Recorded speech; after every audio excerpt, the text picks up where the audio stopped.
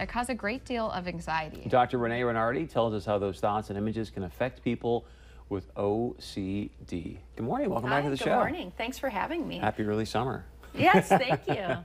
So I'm so happy to be here today and talking about this particular subtype of OCD. OCD comes in lots of different varieties. Everyone thinks of OCD as compulsive hand washing or checking behaviors, which is true. Those are types of OCD.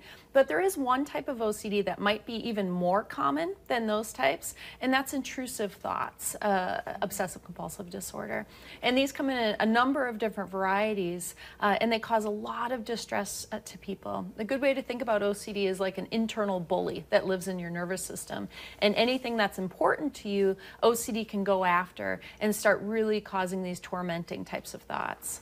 So it's more than just the what I always call monkey brain, the interrupting thoughts. This is actually something that comes in and then it kind of takes you down another path. It takes you down another path. And what we found is that people with intrusive thoughts, OCD, have the same types of thoughts as people without OCD. It's just that the thoughts stick a little bit more. So if I'm driving down 13th Avenue and I see some pedestrians on the side of the road, I'll notice them. Maybe they have a child with them. I'll be like, wow, that kid is standing awfully close to the road. I could hit them right now in my car. But then I notice, oh, ground round, I'm going to go there for lunch. And my mind just, shifts on to the next thing. With people with OCD, those thoughts become really sticky. And they start to think, oh, that child was close to the road. Did I hit them? Maybe I did hit them. Maybe I better drive around the block again just to make sure that I didn't do that. Maybe I felt a thud. I better check my car. I better watch the news tonight, see if anybody was hit on 13th Avenue.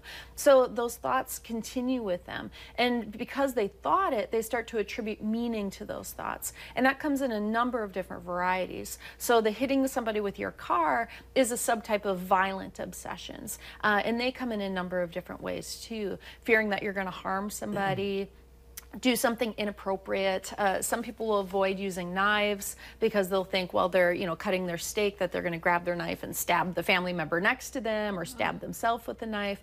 And they're absolutely terrified by these thoughts. And it leads to a lot of intrusive thoughts, intrusive images, and feelings in the body too, which are called impulses. So with the violent subtype of OCD, people actually feel that energy in their body and it terrifies them. So then they just stop using sharp objects. Or anything that they see as a threat. So if I'm riding down the escalator at Shields and thinking, oh, I feel like I'm going to push the person in front of me, they stop riding escalators. They start thinking, I must be a sociopath. I must be the worst person ever. I should avoid stores. I should avoid people. I should avoid children. I should avoid my pets. And the world starts to become very, very small and really starting to question, why am I having these thoughts? What does it mean about me?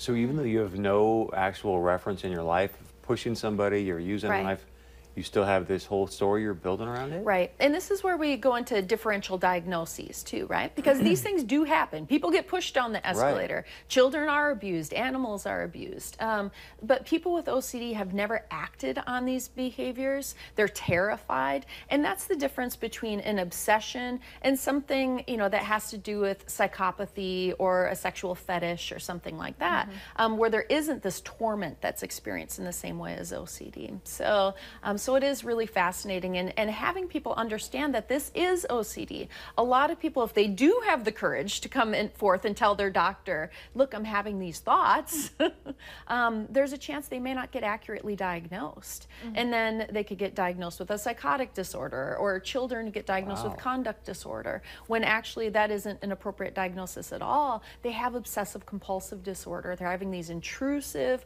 unwanted, persistent thoughts that cause a lot of distress.